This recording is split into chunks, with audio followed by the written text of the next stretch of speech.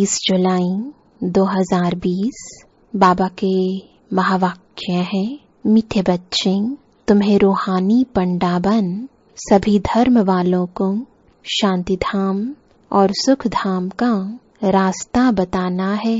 तुम हो सच्चे पंडे।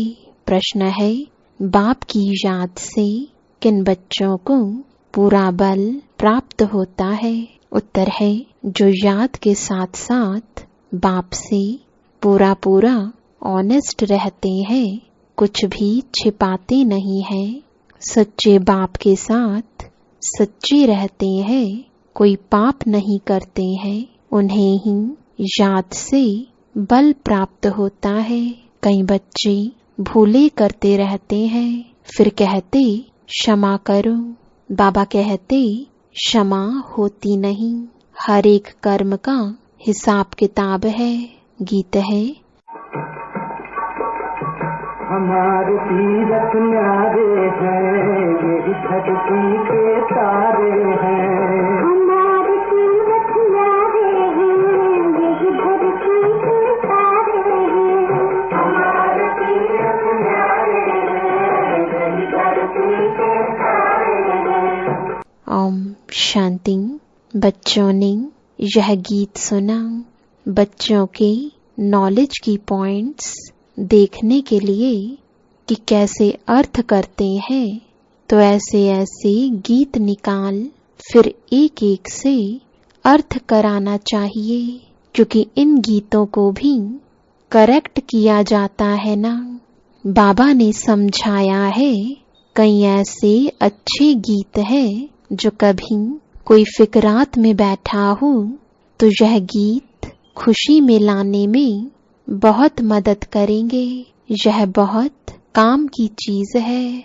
गीत सुनने से झट स्मृति आ जाएगी। तुम बच्चे जानते हो बरोबर हम इस धरती के लकी स्टार्स हैं। हमारे यह तीर्थ भक्ति मार्ग वालों से बिल्कुल न्यारे हैं। तुम हो पांडव सेना, उन तीर्थों पर होती है पंडों की सेना। हर एक ग्रुप का अलग अलग पंडा होता है जो ले जाते हैं। उनके पास चौपड़े होते हैं, पूछते हैं किस कुल के हो। हर एक अपने कुल वालों को ही लेंगे। कितने पंडे लेकर जाते हैं। तुम भी रूहानी पंडे हो। तुम्हारा नाम ही है पांडव सेना। पांडवों की राजधानी नहीं है। पांडव पंडे को कहा जाता है। बाप भी बेहद का पंडा है। गाइड को पंडा कहेंगे। पंडे ले जाते हैं तीर्थों पर। पुजारी लोग जानते हैं यह पंडे यात्रियों को ले आए हैं। ज्ञान मार्ग में भी तुम पंडे बनते हो। इसमें कहाँ ले जाने की बात नहीं है। घर बैठे बैठे भी तुम किसको रास्ता बताते हो, फिर जिसको बताते हो वह भी पंडा बन जाते हैं। एक दो को रास्ता बताना है, मन मना भव। तुम्हारे में भी बहुत होंगे जिन्होंने तीर्थ किए होंगे। बुद्धि में आता होगा बद्रीनाथ, अमरनाथ कैसे जाना होता है। पंडे लोग भी जानते हैं तुम हो रूहानी पंडे। यह तुम भूलो मत कि हम पुरुषोत्तम संगम युगी हैं। तुम बच्चों को एक ही बात बुद्धि में है कि हम मुक्ति जीवन मुक्ति के पंडे हैं। ऐसे नहीं स्वर्ग के कोई अलग पंडे हैं, मुक्ति की अलग है। तुमको यह निश्चय है हम मुक्ति धाम में जाकर फिर नई दुनिया में आएंगे। तुम नंबरवार पुरुषार्थ अनुसार पंडे हो। पंडे भी अनेक प्रकार के होते हैं। तुम फर्स्ट क्लास पंडे हो। सबको पवित्रता का ही रास्ता बताते हो। सबको पवित्र रहना है। दृष्टि बदल जाती है। तुमने प्रतिज्ञा की है कि हम सिवाय एक के और कोई को याद नहीं करेंगे। बाबा, हम आपको ही याद करेंगे। आपका बनने से हमारा बेड़ा पार होता है। भविष्य में तो सुख ही सुख है। बाप हमको सुख के संबंध में ले जाते हैं। यहाँ तो दुख ही दुख है। सुख भी कागविष्टा के समान है। तुम पढ़ते ही हो नई दुनिया के लिए। तुम जानते हो मुक्तिधाम जाकर फिर यहाँ आएंगे। घर में तुम जरूर आएंगे। यह यात्रा है याद, बल्कि शांति धाम को भी याद करना होता है। बाप को भी याद करना होता है। बाप के साथ ऑनेस्ट भी होना चाहिए। बाप कहते हैं ऐसे नहीं कि मैं तुम्हारे अंदर को जानता हूँ। नहीं, तुम जो एक्ट करते हो उस पर बाबा समझाते हैं, पुरुषार्थ कराते हैं। बाकी तुम कोई अवज्ञा अथवा पाप करते हो तो यहाँ पूछा जाता है कोई पाप तो नहीं किया। बाबा ने समझाया है आँखें बड़ा धोखा देती हैं। यह भी बताना चाहिए कि बाबा, आज आँखों ने हमको बहुत धोखा दिया। यहाँ तो डर रहता है। घर में जाता हूँ तो मेरी बुद्धि चलायमान होती है। बाबा, यह हमारी बड़ी भारी भूल है, क्षमा करो। बाबा कहते क्षमा की इसमें बात नहीं। यह तो दुनिया में मनुष्य करते हैं। कोई ने चमाट मारी, अच्छा माफी मांगी, काम खलास। ऐसे माफी मांगने में देरी थोड़ी ही लगती है। बुरे कर्म करते रहो और कह दो आई एम सॉरी, ऐसे थोड़ी ही चल सकता है। यह तो सब जमा होता जाता है। कोई भी उल्टा सुल्टा कर्म करते हो जमा होता है, जिसका अच्छा बुरा फल दूसरे जन्म में मिलता जरूर है। क्षमा की बात नहीं, जो जैसा करते ऐसा पाते हैं। बाबा बार बार समझाते हैं। एक तो कहते हैं काम महाशत्रु है। यह तुमको आदि मध्य अंत दुख देते हैं।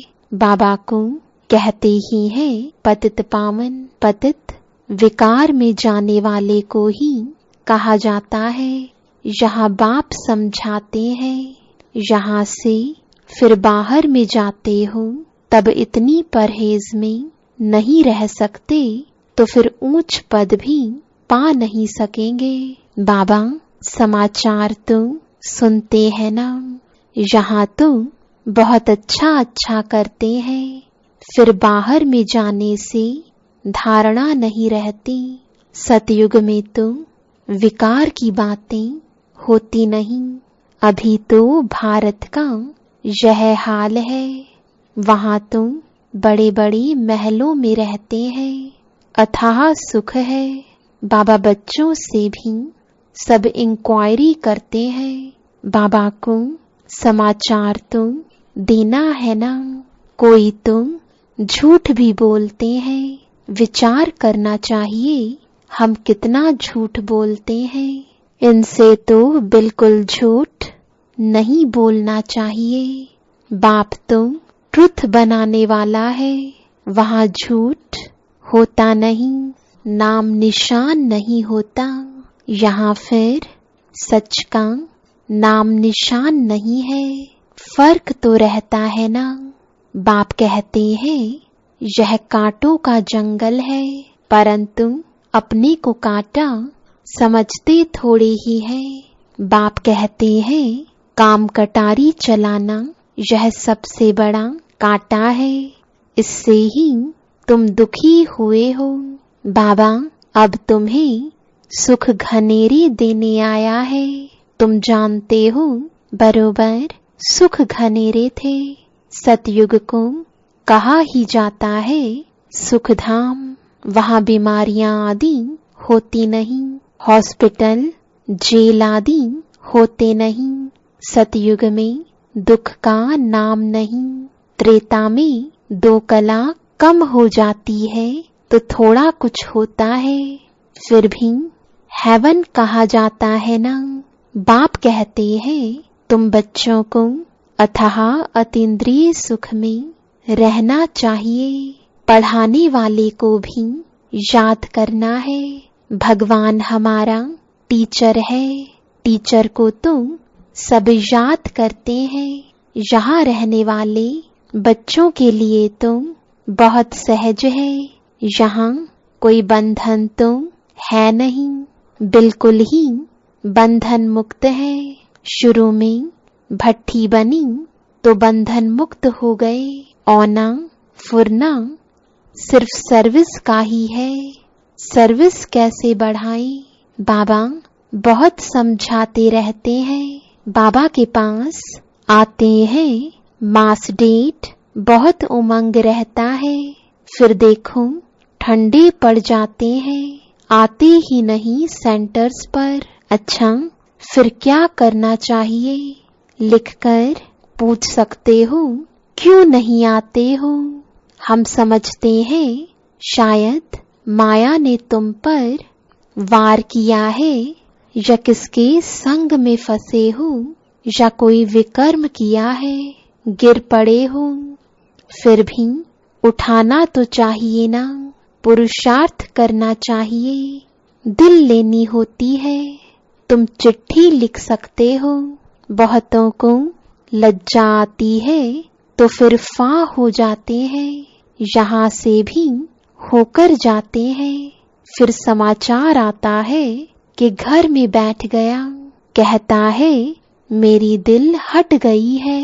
कोई चिट्ठी में भी लिखते हैं आपका ज्ञान तो बहुत अच्छा है, परंतु हम पवित्र नहीं रह सकते हैं, इसलिए छोड़ दिया।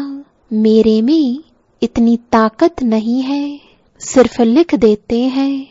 विकार देखो कैसे गिरा देते हैं। यहाँ हाथ भी उठाते हैं कि हम सूर्यवंशी नर से नारायण बनेंगे। यह नॉलेज ही है नर से नारायण, नारी से लक्ष्मी बनने की। बाबा कहते हैं गुड़ जाने गुड़ की गोथरी जाने। यह बाबा की बैग यानी गोथरी है ना। यह अच्छी तरह से पूछते हैं। इनके पास समाचार भी आते हैं। वह शिव बाबा तो कहते हैं मैं पढ़ाने आता हूँ, जो पढ़ेंगे लिखेंगे होंगे नवाब। बाप कहते हैं दृष्टि को बहुत बदलना है, कदम कदम पर खबरदारी चाहिए। याद से ही कदम कदम में पदम है। बहुत बच्चे फेल हो जाते हैं, सर्विसेबल पंडे भी फेल हो जाते हैं। तुम जब तक यात्रा पर हो पवित्र रहते हो। कोई तो यात्रा पर भी ऐसे शौकीन जाते हैं जो शराब आदि भी अपने साथ वहां ले जाते हैं, छिपाकर रख देते हैं। बड़े बड़े आदमी इसके बगैर रह नहीं सकते। अभी वह तीरथ क्या काम के रहेंगे। लड़ाई वाले भी बहुत शराब पीते हैं। शराब पी जाकर एरोप्लेन सहित स्टीमर के ऊपर गिरते हैं। स्टीमर भी खत्म तो खुद भी खत्म। अभी तुमको मिलता है ज्ञान अमृत, बाकी याद की है मुख्य बात, जिससे ही तुम 21 जन्म के लिए एवर हेल्दी एवर वेल्दी बनते हो। बाबा ने कहा था यह भी लिख दो, 21 जन्म के लिए एवर हेल्दी वेल्दी कैसे बन सकते हो, आकर समझो। भारतवासी जानते हैं बरोबर भारत में बड़ी आयु थी। स्वर्ग में कभी कोई बीमार नहीं होते। स्वर्ग में देवी देवताओं की आयु 150 वर्ष की थी, 16 कला संपूर्ण थे। कहते हैं यह कैसे हो सकता, बोलो वहाँ 5 विकार होते ही नहीं। वहाँ भी अगर यह विकार होते तो फिर राम राज्य कैसे होता। देवताएं जब वाम मार्ग में जाते हैं वह भी चित्र तुमने देखे हैं, बड़े गंदे चित्र होते हैं। यह बाबा कहते हैं हमने जो देखा है वह बतलाते हैं। शिव बाबा कहते हैं मैं तो सिर्फ नॉलेज देता हूँ। शिव बाबा ज्ञान की बातें सुनाते, यह अपने अनुभव की बातें सुनाते रहते। 2 है ना, यह भी अपना अनुभव बताते रहते हैं। हर एक को अपनी लाइफ का पता है। तुम जानते हो आधा कल्प से पाप करते आए हैं, वहाँ फिर कोई पाप नहीं करेंगे।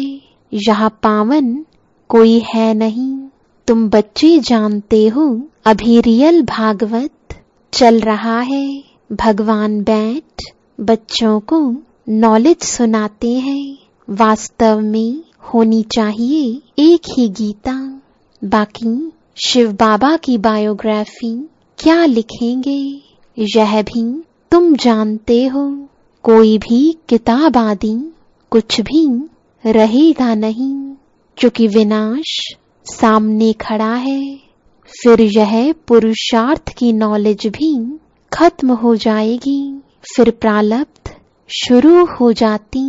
जैसे ड्रामा में जो पाठ हुआ, रील फिरता जाता, फिर नए सिर प्रारब्ध शुरू होगी।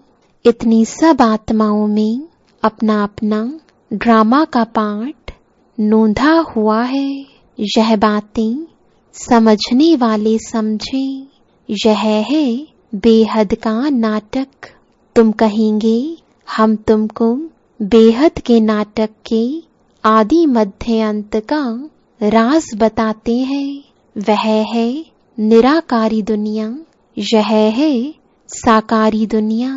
हम तुमको सारा राज समझाते हैं। यह चक्र कैसे फिरता है, जिसको तुम समझाएंगे उनको बड़ा मजा आएगा। ऐसे मत समझो कोई सुनता नहीं है। प्रजा बहुत बननी है, हार्ट फेल नहीं होना है। सर्विस में तुम समझाते रहो। व्यापारियों के पास ग्राहक तुम बहुत आते हैं। आओ हम तुमको बेहद का सौदा देवें। भारत में इन देवताओं का राज्य था, फिर कहाँ गया, कैसे 84 जन्म लिए, हम तुमको समझाएं। भगवानुवाच तुम अपने जन्मों को नहीं जानते हो। सर्विस बहुत कर सकते हो। जब फुर्सत मिलती है बोलो हम तुमको विश्व की हिस्ट्री ज्योग्राफी समझाते हैं। सिवाय बाप के कोई समझा ना सके। आओ तो तुमको रचता और रचना का राज समझाएं। अभी तुम्हारा यह अंतिम जन्म है। भविष्य के लिए अभी कमाई करो। बाबा समझाते हैं ना, बच्चे तुम ऐसे ऐसे सर्विस करो। तुम्हारे ग्राहक यह बातें सुनकर बहुत खुश होंगे। तुमको भी माथा टेकेंगे, शुक्रिया मानेंगे। व्यापारी लोग तो और भी जास्ती सर्विस कर सकते हैं। व्यापारी लोग धर्माओं भी निकालते हैं। तुम तो बड़े धर्मात्मा बनते हो। बाप आकर तुम्हारी झोली भर देते हैं अविनाशी ज्ञान रत्नों से। अनेक प्रकार की राय बाबा देते हैं। ऐसे ऐसे करो, पैगाम देते रहो। थको मत, बहुतों का कल्याण करने लग जाओ। ठंडे मत बनो, अपनी दृष्टि को भी ठीक रखो। क्रोध भी नहीं करना है, युक्ति से चलना है। बाप अनेक प्रकार की युक्तियां समझाते रहते हैं। दुकानदारों के लिए तो बहुत सहज है, वह भी सौदा यह भी सौदा।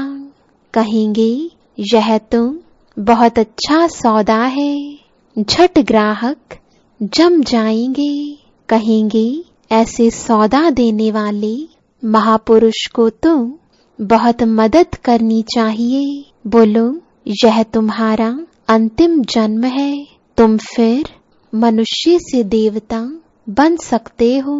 जो जितना करेंगे उतना पाएंगे। अपनी जांच करो, हमारी दृष्टि ने बुरा काम तो नहीं किया, स्त्री तरफ रग तो नहीं गई। लज्जा आएगी तो छोड़ देंगे, विश्व का मालिक बनना कम बात है क्या। जितना पुराना भक्त होगा वह बहुत खुश होगा, थोड़ी भक्ति की होगी वह कम खुश होगा। यह भी हिसाब है समझने का। बुद्धि कहती है अब हम जाएंगे घर, फिर नई दुनिया में नया कपड़ा पहनकर पाट बजाएंगे। यह शरीर छोड़ेंगे और golden spoon in the mouth. अच्छा, मीठे मीठे सिकिलदे बच्चों प्रति माता पिता बाप दादा का याद प्यार और गुड मॉर्निंग। रूहानी बाप की रूहानी बच्चों को नमस्ते, रूहानी बच्चों की रूहानी बाप दादा को गुड मॉर्निंग और नमस्ते। धारणा के लिए मुख्य सार है, पहला, दृष्टि से कोई भी बुरा काम नहीं करना है। अपनी दृष्टि को ही पहले बदलना है। कदम कदम पर सावधानी रखते हुए पद्मों की कमाई जमा करनी है। दूसरा, जब भी फुर्सत मिलती है तो बेहद का सौदा करना है। सर्विस में दिल शिकस्त नहीं होना है। सबको बाप का पैगाम देना है, थकना नहीं है। वरदान है, स्नेह की गोद में आंतरिक सुख व सर्व शक्तियों का अनुभव करने वाले यथार्थ पुरुषार्थी भव। जो यथार्थ पुरुषार्थी हैं वे कभी मेहनत व थकावट का अनुभव नहीं करते, सदा मोहब्बत में मस्त रहते हैं।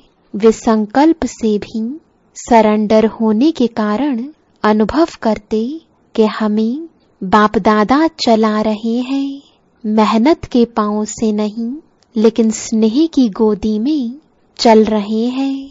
स्नेह की गोद में सर्व प्राप्तियों की अनुभूति होने के कारण वह चलते नहीं लेकिन सदा खुशी में, आंतरिक सुख में, सर्व शक्तियों के अनुभव में उड़ते रहते हैं। स्लोगन है, निश्चय रूपी फाउंडेशन पक्का है तो श्रेष्ठ जीवन का अनुभव स्वतः होता है। ओम शांति।